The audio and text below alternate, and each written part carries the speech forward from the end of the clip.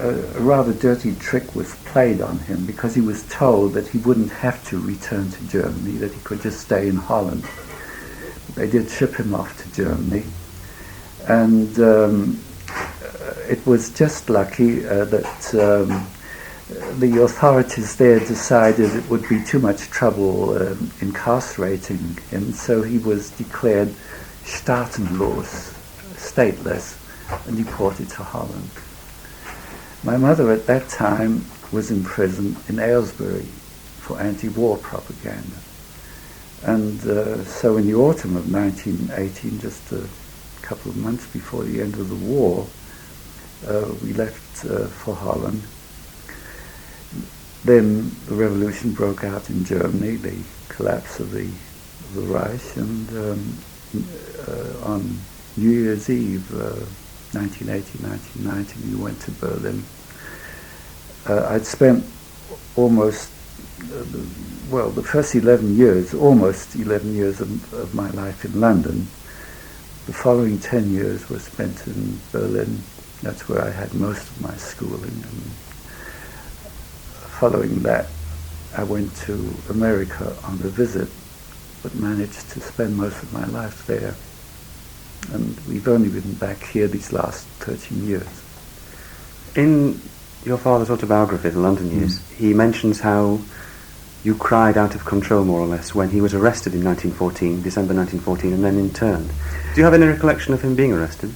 Oh, very vividly. It was one of the... I was, you see, very anti-Freudian. Even as a kid, I had a tremendous crush on my father.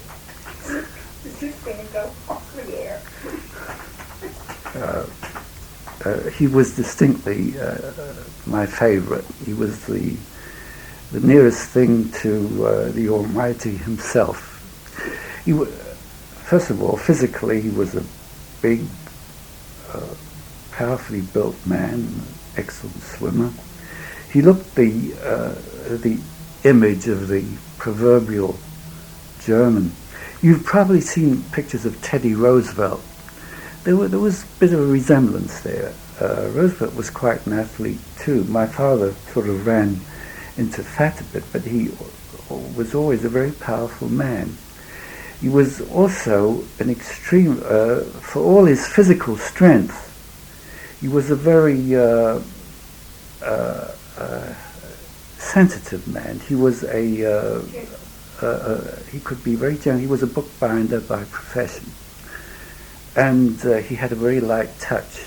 It was a joy as a kid when he bathed me, when my mother tended to be a bit on the rough side. My father was always very gentle. And if anyone spoiled me, it was he. He never laid hands on me. My mother would occasionally lose her patience. If I got impossible, I'd get a slap. My dad never did. The most he did was once when I was quite impossible, pick me up and take me into the bedroom, put me on the bed, go out and close the door. That's the only. And he was, in other ways too, whenever I went to bed, no matter what was going on, there might be company or anything, he'd always tell me my bedtime story. And he knew how to tell stories, just as he knew how to say his piece on the platform. I've heard some of the greatest orators of our century, Roosevelt, Churchill, all the rest. When my dad was in form, I think he was really in the class by himself. Yes, it was all extemporaneous, and he had a fabulous memory. I remember in Berlin, shortly after we got there, during the hectic days, a chap with whom he had a rather a subsequent uneasy friendship was holding a meeting, and then in the question period, my father corrected him. This fellow had a whole pile of books, Marx, Engels, and everything else on the podium. My dad just told him, without the aid of anything, where he was wrong, and he had this ability. He memorized things. He could. Well, so much for that. My father also had a warmth about him. His personality. That was it was something that you very rarely encountered. Although he was German, and he had quite a few Germanic traits, his temperament actually was in many ways more Latin than Teuton. Of course, he came from the Rhineland, from Mainz, and he inherited his dislike of Prussia and of Prussianism from his birthplace. The Prussians were very unpopular there, and he always gravitated towards French, towards Paris, and I think he spent some very happy years in Paris. But like so many anarchists, he was simply thrown out from one country after the other, and London was the place where he found a haven.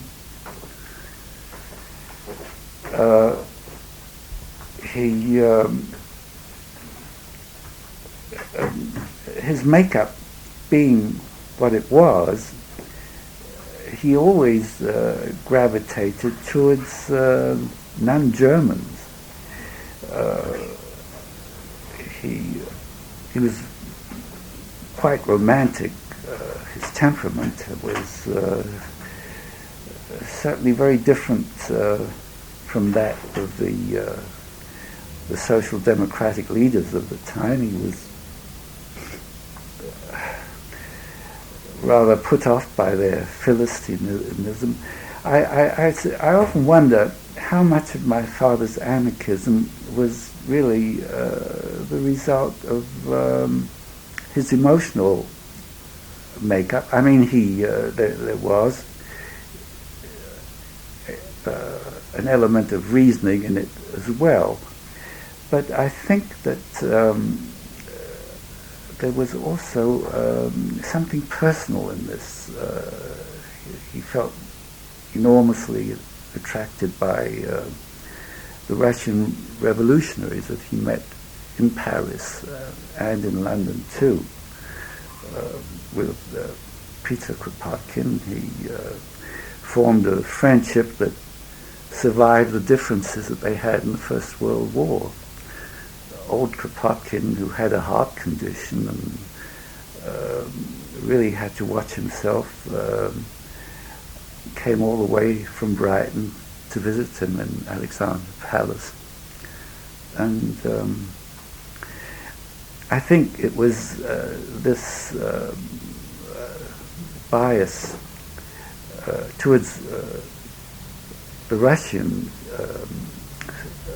socialists and radicals, which was matched by that he had for French, Italians, and particularly Spaniards. It was this predilection that helped him get acquainted with the Eastern Jews. That occurred in Paris. He had no when he first heard about Jewish anarchists, he was quite perplexed. Someone might just as well have mentioned Catholic or Protestant anarchists. And then he discovered that they actually were a people in their own right, their own language and their own mores and customs, and that they had a very militant revolutionary element as well. What was the language of your home? What was the language of the household? The language of the household, oddly enough, was German. I grew up bilingually. At home we always spoke German, and outside I spoke English. We were a sort of a minor league of nations. My father was a Gentile, German. My mother was Russian, Jewish. My half-brother, Rudolf, was also Gentile, was a Frenchman. He was born in Paris. He was the only one of the family that spoke flawless English. My father's English always, he never got rid of his rather pronounced German accent. My mother also spoke with an accent. And so English was really not a natural language to speak at home. It was always German. And He had always wrote in German. he wrote in German, but he was one of these strange people who actually learned to read and write Yiddish. Did you learn the Yiddish when you were young? I never learned Yiddish at all.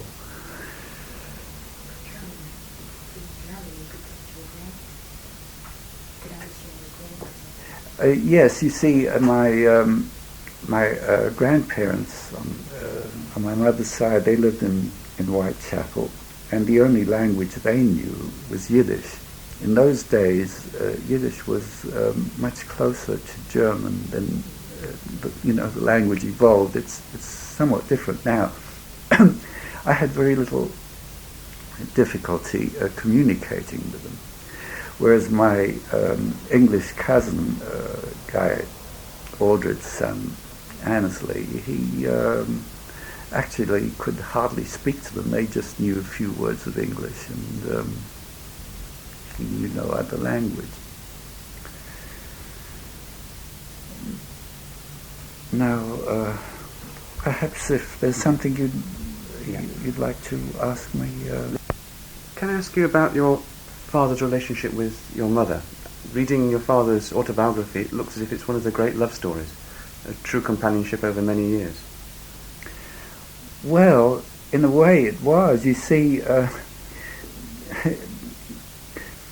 it's really a bit, it's funny in a way. Neither of them believed in the institution of marriage. They felt that two people that wanted to live together should do it on their own without interference on the part of the state or the church or anyone else. They didn't particularly believe in monogamy, but the plain fact is that they probably lived as exemplary a life as any church would demand. The reason that I was born a British subject instead of an American citizen was that when they went to the States during the time of the Spanish War in the 1890s, they were refused admission because they refused to marry properly.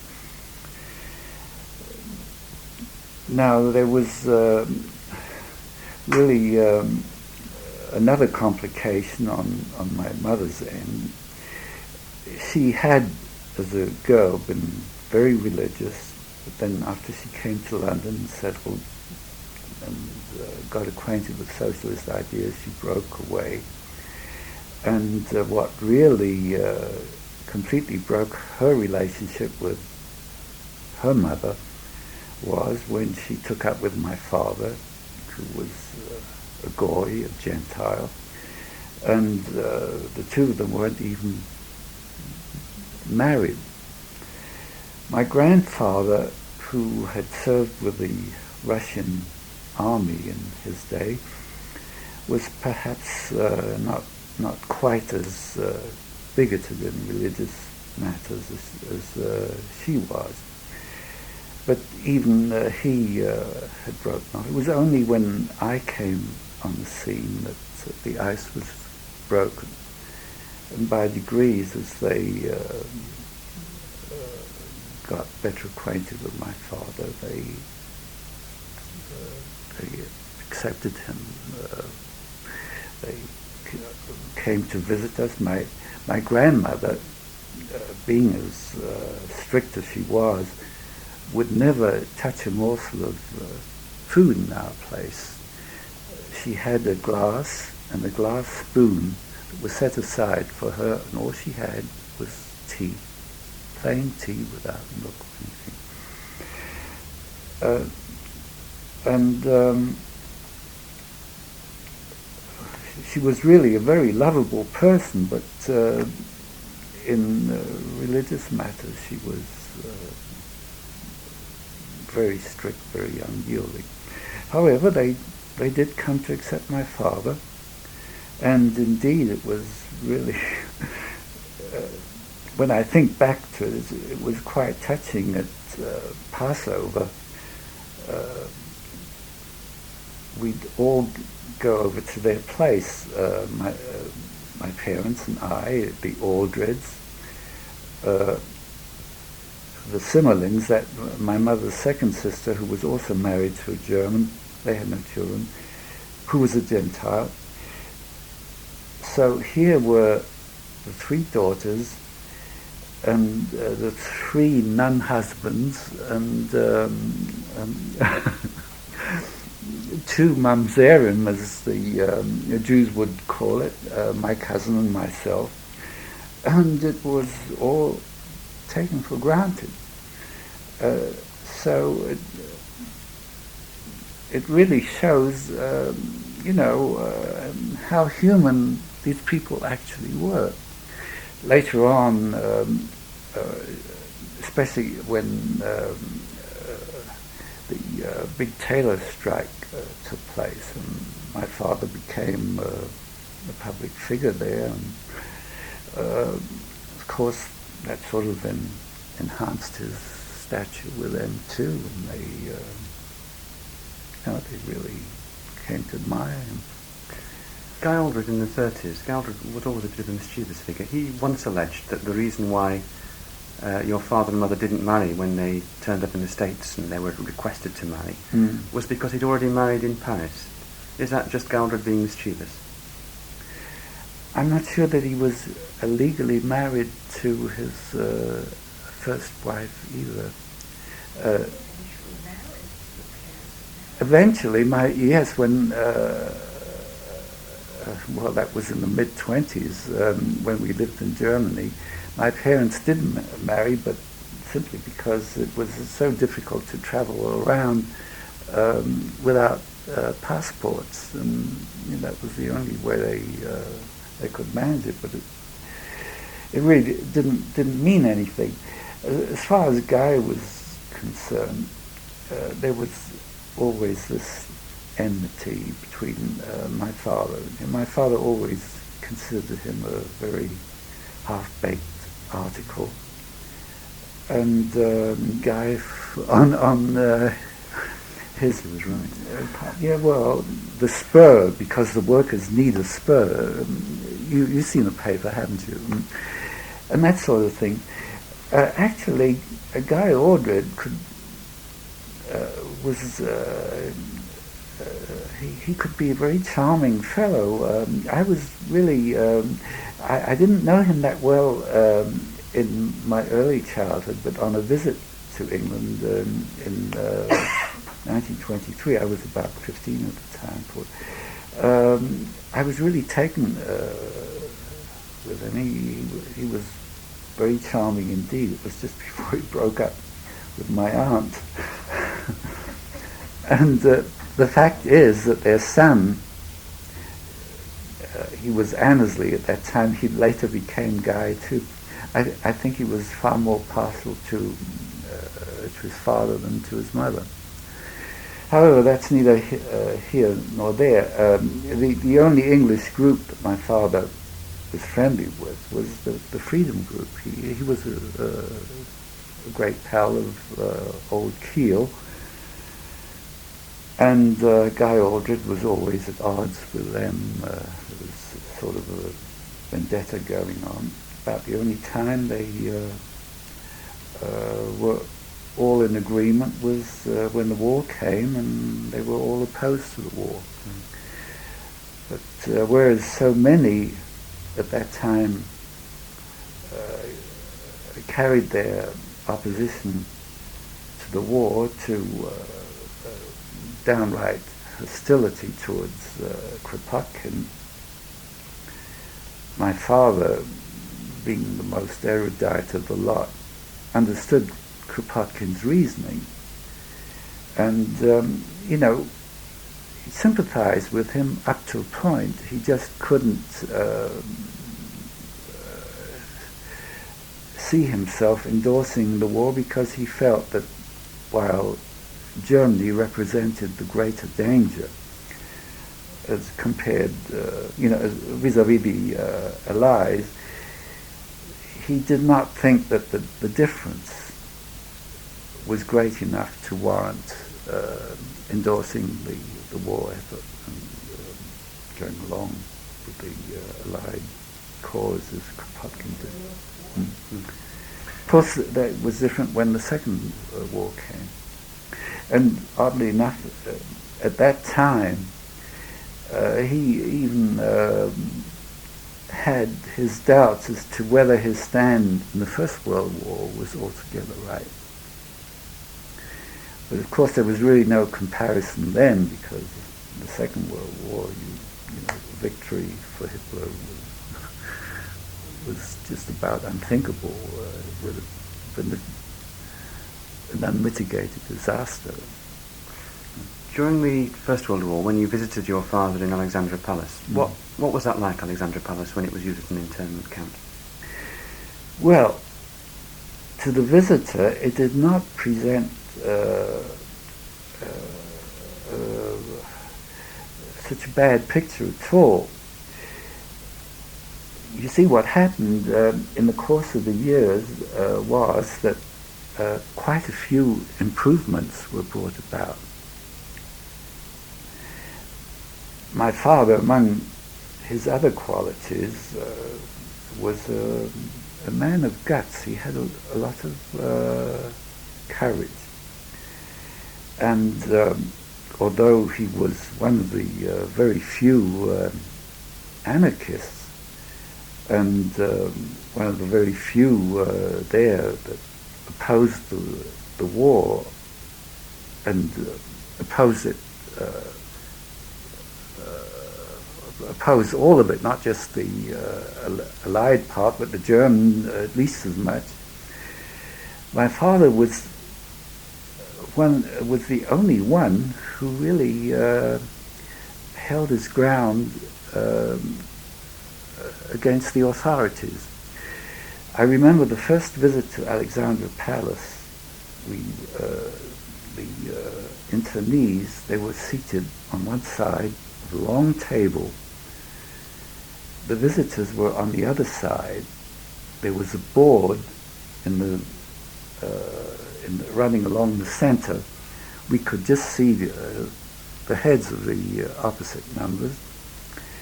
And after that first visit, my father wrote an open letter to the Home Office. I don't know if it was to the Home Office or to the commander, saying that he refused to see his family again under such circumstances.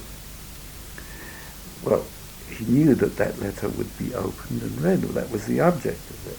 And he also knew he'd be quite likely to be shipped off to the Isle of Man, which was really a dreaded place because then he'd be completely cut off.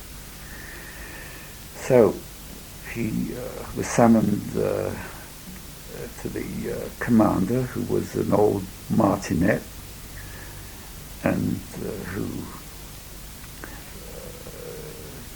gave my father quite a dressing down, but my father stood his ground and defended his attitude.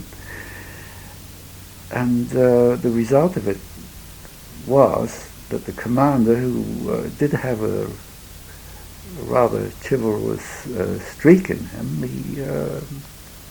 he appreciated my father's courage and attitude. And when we went to Alexandra Palace the next time, the boards had disappeared, and we were able to mingle, and my father had me on his lap, which was heaven. And as time went on, the visiting hours got longer. There were all kinds of amenities. There were concerts. They organized a very fine orchestra. And my father, who was really quite the oddball there, he was no German patriot. He was known, denounced as an anarchist. He won the confidence of his fellow internees, and very much against his own inclination. He certainly didn't like being in that position, being a middleman between his fellows and the authorities. They kept on voting him into this particular position time and again, right up to the end. And I think this too is really quite a reflection on the man. There was something in him that sort of transcended his belief. People who really disagreed with him on many things, they always retained their respect and, I'd say, their love in many instances for him. I can think of no other person who had as many friends. And by friends, I don't mean just superficial acquaintances, but people who were always ready to help in very tangible ways. I can think of very few to match him in that regard. When your mother was imprisoned eventually in the First World War, what happened to you then? Well, I was left to the tender mercies of our friends, and finally it was an aunt. I had mentioned my mother's second sister, Polly Simmerling. Her husband was interned. He spent most of the time on the Isle of Man, as a matter of fact. She also lived in Dunstan houses, and she took care of me. At the same time, she held down a full-time job. She was always busy visiting people. My father was in Alexandra Palace. My mother was in Aylesbury. A trip to Aylesbury alone in those days took care of most of the day, and making parcels for all the people, for her husband, for various friends of ours who were in turn. It was really it must have been a harrowing existence for her. But we did have very good friends. There was another family in Dunstan Houses, the Sabolinskis, or the Sables as they called themselves. As a matter of fact, Bill Fishman got acquainted with Millie Sable.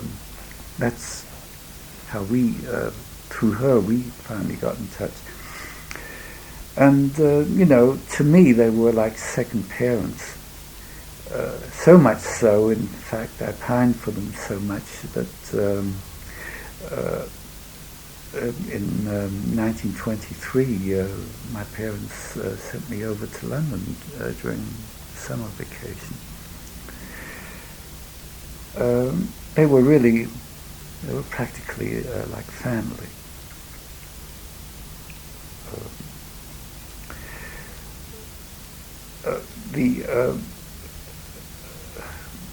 Polly, for instance, was, although she was a very kind, a very devoted person, and although she had some vague links with the movement, was actually not a movement person at all. This was really all a matter of family, of friendship, of her feeling towards us, towards me. I was practically a son to her.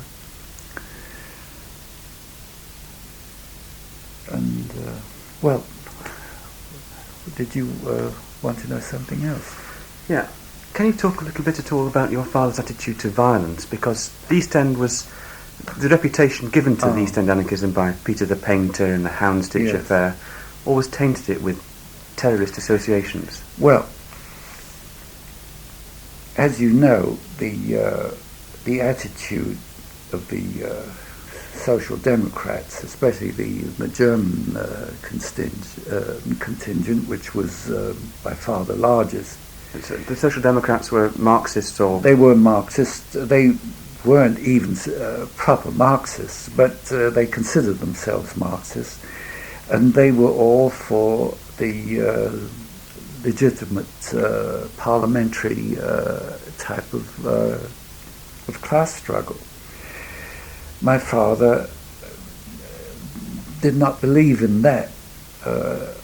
He gradually, in the London years, I think, gravitated towards the syndicalist point of view. The general strike at that time seemed like the best way of achieving change. He was not opposed to violence, but I think he took a very dim attitude towards the propaganda of the deed, the assassinations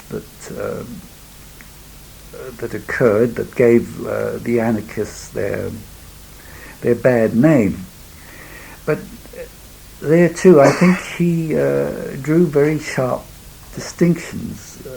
He felt that in countries, especially like Russia, Spain too, in times of reaction, that there was often no other recourse, and he certainly did not condemn people like that. The Houndsditch affair was something very different. First of all, I think he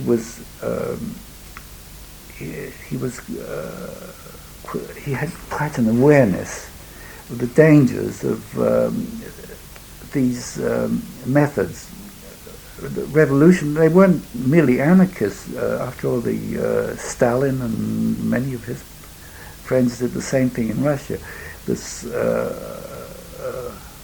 holding up of banks, robberies and such, supposedly for the cause, but which was bound to lead people into very murky ground, and something like the Houndsditch business he regarded as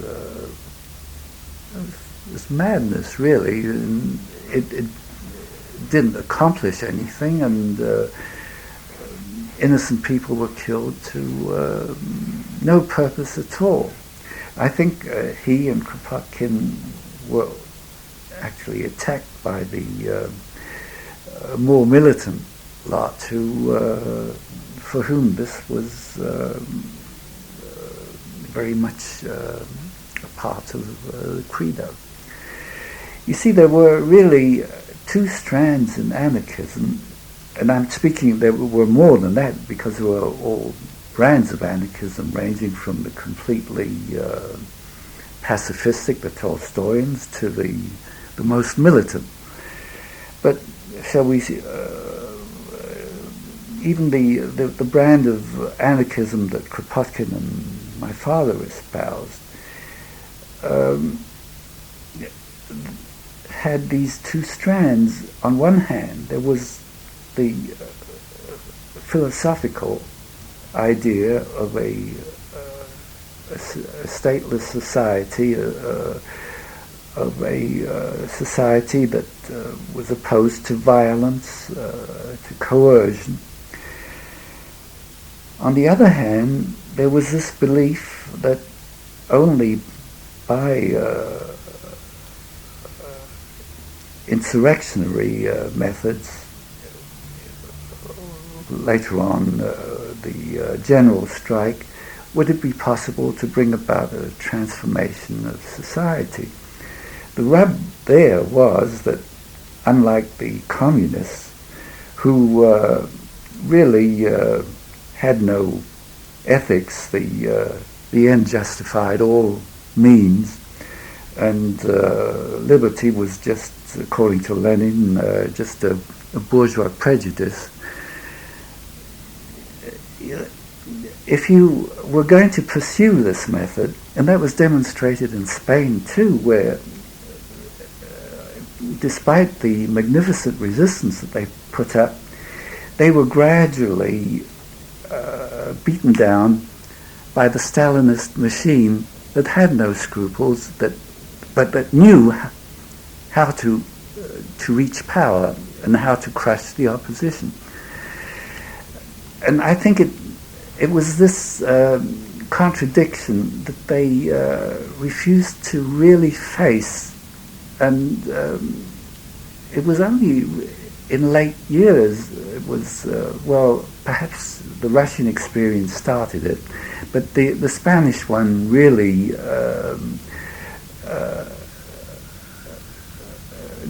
did it completely. Excuse me just for a minute. Talking about the anarchists and the Spanish Revolution, their experience of political power, or the way that they were frustrated then by Stalinist methods. Yes. You see, later on, I think my father had many second thoughts about violence altogether, about the credo of the social revolution. He realized that a revolution was no guarantee of improving the lot of the masses. That just looking at the revolutions that have occurred in our century, in our lifetime, one might very easily say that the opposite is true. That the most livable societies that we have today are precisely those that managed to escape that. Yet in the London years, your father talks about the great excitement when news came through of the March 17 revolution in Russia. Oh, undoubtedly. There was a tremendous excitement all over. And there again you had one of those ironies. As I pointed out before, you had these two ingredients in anarchism, the philosophical, the idea itself, and in conflict, the tactical method of trying to get to the promised land. And here were the Bolsheviks, Marxists, who were using the anarchist tactics of direct action, They staged the insurrection, and they did a clean sweep, and quite a few anarchists, quite a few of the militant ones, were so impressed by that they went to the communists in droves. But it's odd that the leaders of the movement, people like my father, Kropotkin, who went to Russia and was on the scene, Dermela Nieuwenhuis in Holland, Malatesta, although they were actually cut off from each other, they all, long before the actual news came from Russia, that they all had a healthy bit of skepticism about the Russian prospects, about what the Bolsheviks were apt to do, because from the start, my father regarded Lenin as a Jesuit of the left who would just go through anything for the sake of achieving power. And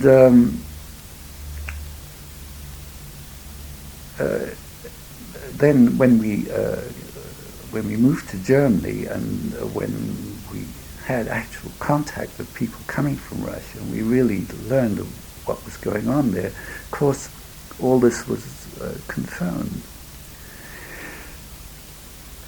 Your father's great standing in the East End was largely a result not so much of his anarchism, but of his championing of Jewish workers' interests. Well, yes. I don't know if you could separate them quite that cleanly. You see, within the anarchist movement, there was an ultra-radical faction that disavowed any kind of trade union activity, because it was felt that by improving the lot of the workers in our present society, you'd make them less militant, less anxious to stage a proper revolution. Well, my father, coming from a working class background himself, was not all that indifferent about the here and now of our existence, and he was very much concerned in bringing about as much improvement as was possible to achieve.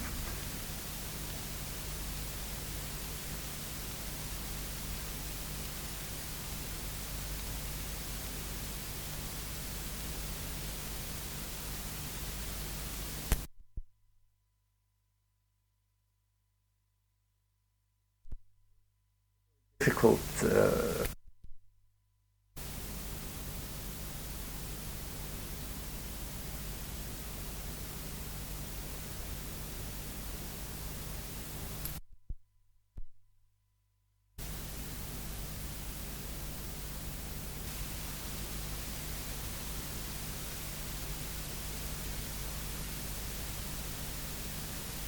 The Jewish anarchists in the East End made a particular point of advertising their irreligion and annoying Orthodox Jews by eating ham sandwiches outside synagogues and things like that. What would your father's attitude to be to that? Well, I doubt that my father would have gone in for such infantile diversions, but you have to remember that there was a very strong anti-clerical streak in the left, in all the movements of the left. You see what happened in Spain too. This now among the Jews, this manifested itself in their very extreme opposition towards the Jewish religious establishment. And I fancy in those days that establishment was possibly a bit more intolerant than it is today. You certainly didn't have a reformed religion then. And I think they the religious lot had their strong arm gangs too. It wasn't all that one-sided an affair.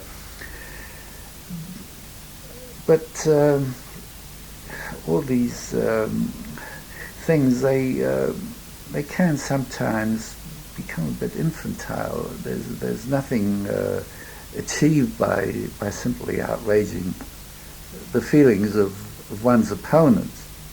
On the other hand, it could well be argued that if someone eats a ham sandwich outside of a synagogue, that's his perfect right, as long as he doesn't go inside and eat it there.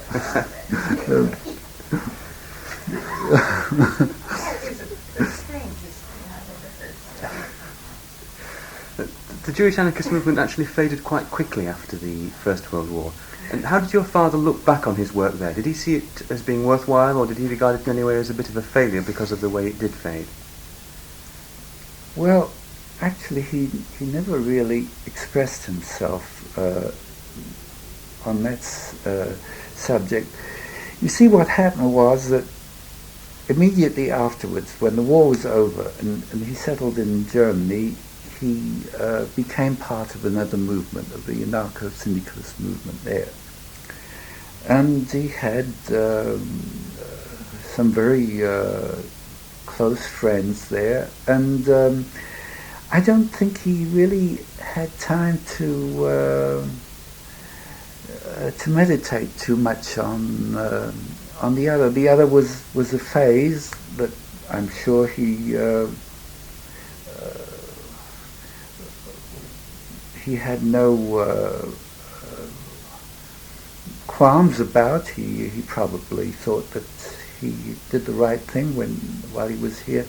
But whether these were wasted years or not, that's really a very difficult question to answer. I think he was very sorry that so many of his former comrades turned communist fellow travelers, and that so much confusion arose on that issue. But to think of wasted years, I don't know how one can assess that. It was he led a full, a very interesting life when he was in London, just as he did later in Germany. You must also remember that my father, although predominantly a political person, which I suppose I never was, he also had wider interests. He was extremely well versed in literature. He was interested in the visual arts, in music to a certain extent, and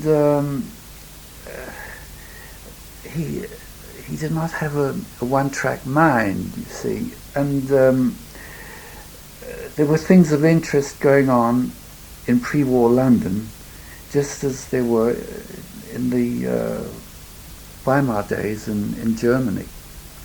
Some people might say it's an irony that an anti-authoritarian movement, such as the Jewish anarchist movement in East London, came to revolve so much around the personality of one man. Was he in any way a leader in the sense of domineering his colleagues in the movement? Well, all I can say is this. I can think of no one who was less anxious to be a leader than my father. I told you about the internment experience. He was re-elected very much against his own inclination. And I suppose that the situation in London was that he was really head and shoulders above anyone else. He had the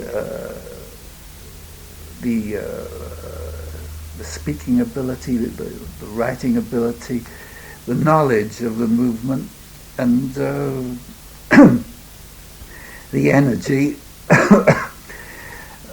It was a combination that very few other people possessed. There were a few others, like Alexander Shapiro,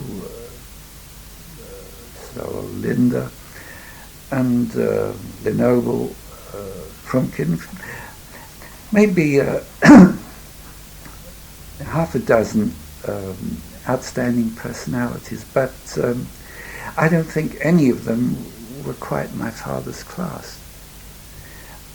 I think the only ones living in England at that time who were, or who were his superiors possibly, were Kropotkin, but Kropotkin was not not quite the agitator that my father was. A superior writer, a better writer than my father, and Malatesta too. But Malatesta was strictly an Italian anarchist. He had very few links here. A marvelous chap. I remember him very well, and very good friend of my father's too. No, I think it was really he achieved that position really by default. There was really no one else who could contest it. The same thing happened in Germany. You see, his only equal in Germany would have been Gustav Landauer, who was murdered in Munich. And once he was removed, there was really no one else. Yes, you had a historian in Austria, Nettlau, who was more knowledgeable than my dad, but again, he was strictly a historian. He was not a movement person. And my father had this combination. He had the knowledge, he had the means of expression, and things sort of fell into his lap. I'm fascinated to hear that you knew Malatesta. Did you meet Kropotkin when you were a child? Only once. He came to Dunstan Houses once, and I have a very dim recollection of him. But Malatesta, I saw on and off all through. First of all, he was based in London, and even during the war, he visited my father quite often, and we just happened to meet every so often. A person whom you took to or not? Oh, very much so. A lovable little fellow. Yes, he happened to like children too. And he was personified honesty, a chap who never made a penny out of the movement, who worked as a mechanic all his life, and who could have really gotten into very serious trouble during the Houndsditch thing. And as a matter of fact, my father, who was always anti any country he happened to be living in, subsequently maintained that whatever one said about the British, that at least as far as Malatesta was concerned, they were more decent than any other country would have been. Had this sort of thing happened in America, there would have been a very good chance that Malatesta would have wound up as another Sacco or Vanzetti. You were your earliest years would be spent in Dunstan houses in Stepney. Yes. In the middle of the Jewish, what we might call ghetto or shtetl or whatever. It was really not in the middle, because it was more on the fringe. I would say the majority of the people living in Dunstan houses were Jews. But it was a sort of an enclave, because all around there were non-Jewish, a lot of Irish people living, and indeed there were, I don't know that there were any actual hostilities between adults, but the kids, the Jews and the Yoks, as they called them, they were, every now and then there'd be a crusade on, a war going on. And which side did you take? In which I was not particularly involved, if anything, since my friends happened to be Dunstan Houses kids. My sympathies were mainly with them, but I don't think I was particularly aggressive on either side then. What was the area like? How poor was it? How poor was it? Well, we lived in the most prosperous part of Dunstan houses. We had a kitchen, a living room, and a bedroom, and an inside toilet. Now, the next best section, where the Shapiros lived, had these things, but the toilet was a shared one. It was outside.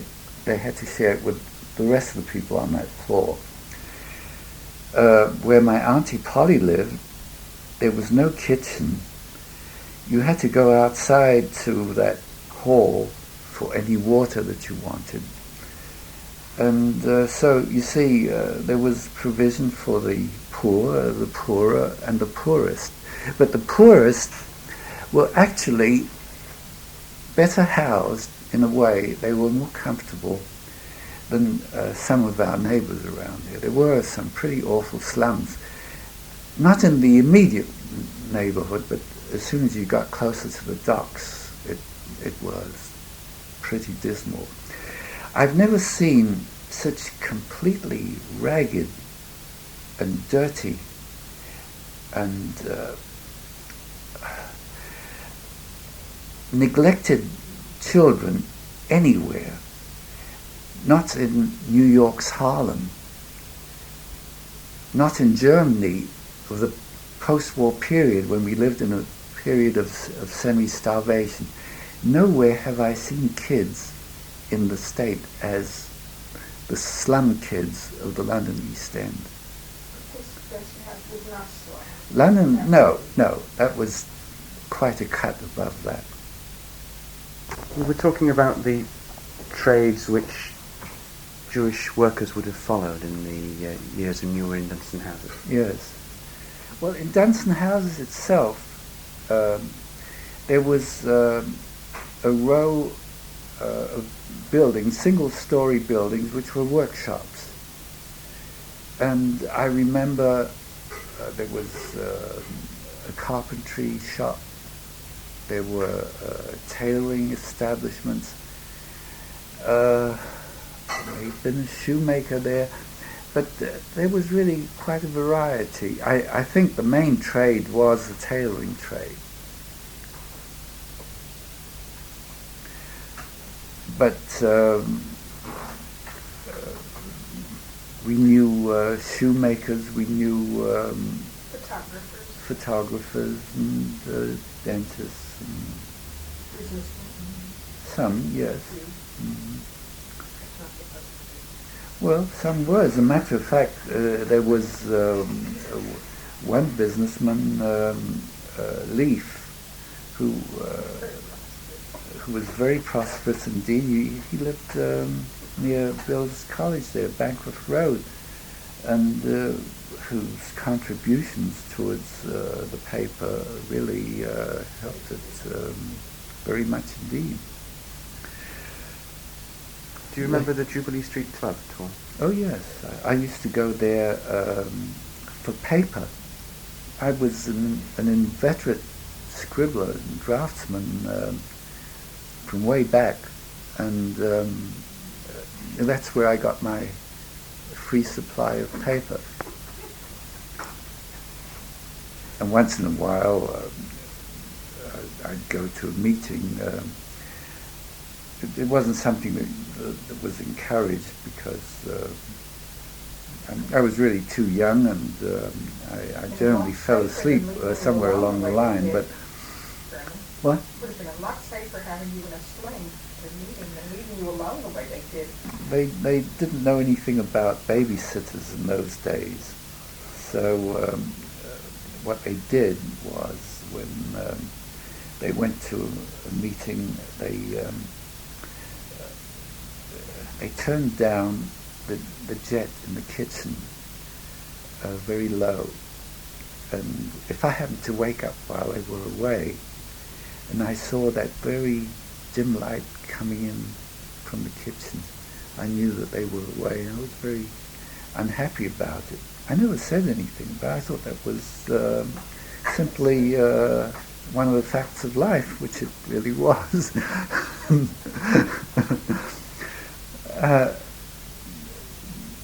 But every once in a while, I did tag along. They took me out to a meeting. That's where I had my first awareness of my father's prowess on the platform. My father had his audience were in large part, perhaps the main part, a very ill-educated lot. And from the start, he had to work as a kind of a pedagogue, and there was a didactic quality about all his speeches. The wonder of it was that one was never aware of it. He could take the most boring subjects and somehow infuse them with life. This was something quite unique about him. And the trouble was, I think that sort of militated against his written work. He was so successful as an orator, as an impromptu speaker, who somehow in his speeches managed to preserve a certain pattern, a certain architecture. When he turned to writing, he sort of failed to muster the discipline that a true writer needs to have, which is why in many instances I rather feel that he did not really make the most of his argument when it came to writing. Did he work as a bookbinder, or was he more or less full-time involved in politics? By the time I came along, he was involved in politics almost exclusively. Yes, going on lecture tours. How much time did the Arbiter Frank take up? Well, it took up most of his working day. Did you get the impression when you were young that you were neglected because of his commitment? Well, no, it never occurred to me. I mean, there was such a cordial, such a warm atmosphere in the house. Whenever he had some spare time, he'd go with me to the docks, or he'd go to the West End, or there never was any. It was only when he went on lecture tours that I was left out of it. No, I don't think my mother ever went with him. He made a tour to America once in 1912, 1913. But no, I can't say that I ever felt I was neglected. There's another thing too, that you see, he was the editor of the Arbiter Frank, but one from the London years, one sort of gets the mistaken impression that his was an almost exclusively Jewish milieu, which it wasn't, because up in our flat there, 33 Dunstan Houses, you had heard all kinds of languages, French, Italian, Spanish. Every time there was some kind of a persecution in Spain, and God knows there were many enough, or in any other Latin country, Spaniards would come. My father had a working knowledge of Spanish. His French was quite acceptable. And you see, there too, he was one of the few in the East End who was able to converse with these people in their native tongue. So they all came over. And he was at least as much interested in the goings-on in those countries as he was in the Whitechapel events. So to think of him as just as a spokesman for the East End Jews is really a bit erroneous. That's not quite so. I mean, it may have been his main field, but really not completely by choice. It was very much a matter of accident. What was true is that he moved away from his own compatriots in London. The German anarchists were a breed with whom he never got along very well. Not in Germany either. The Simon Pure anarchists were so doctrinaire, so hidebound, that there was very little meeting ground. That was why he gravitated towards the anarcho-syndicalists, which was, first of all, there was a more practical application to his ideas. These people did fight union battles, and it was a much wider base. There was less of this inside wrangling. Now the exiles, the German exiles, more than any other, but I think this is an illness that nearly all exiles have. There was an endless amount of bickering and wrangling among themselves. And in due course, my father became the object of all sorts of suspicions and attacks by his countrymen here. He finally got fed up with it. He found a much more congenial atmosphere among the Eastern Jews here in Whitechapel. But you see, in a way, it was this situation that sort of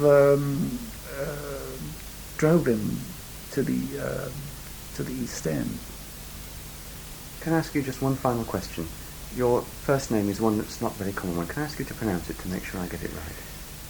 The true pronunciation is Fermin.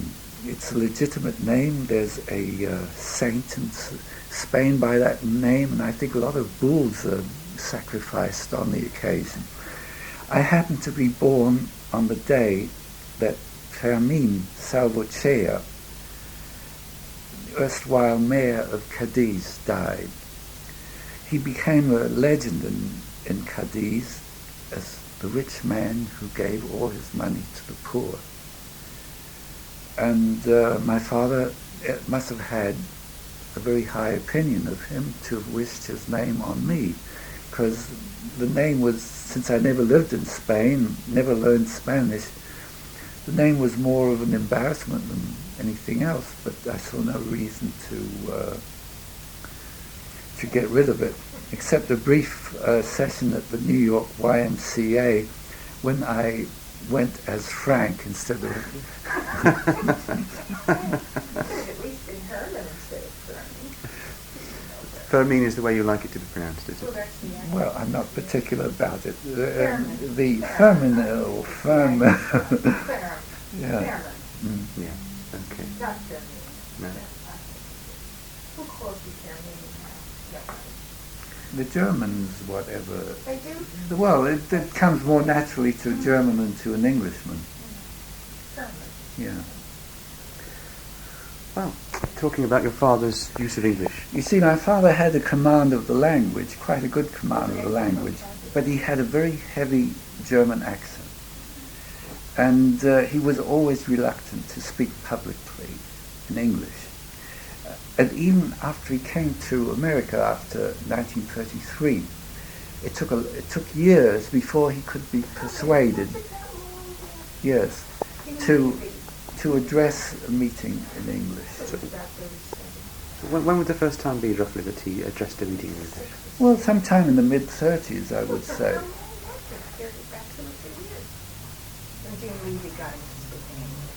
Well, it wasn't that quick. No, it was. I think there were several years that elapsed before. So your father would never have addressed meetings in the Jubilee Street Club in any other language than Yiddish? No. Well, his Yiddish, again, was sort of half Yiddish, half German, but the two languages, being that much closer in those days, it made very little difference. But he was able to converse perfectly well in English when he met native... Well, he had English friends, yes. There was this Jim Dick that I met, and he knew that he knew Keir Hardy had a very high opinion of Hardy, by the way. He knew Tom Mann, he knew Ben Tillett. And in fact, he had to work with them because their strike, the dockers' strike, was going on at the same time the tailoring thing was on. And although I was a kid, I remember the kids, the children that these poor Jewish families took and kept while the docker strike was going on. So that was a true case of solidarity between Jewish and English workers? Yes, yes.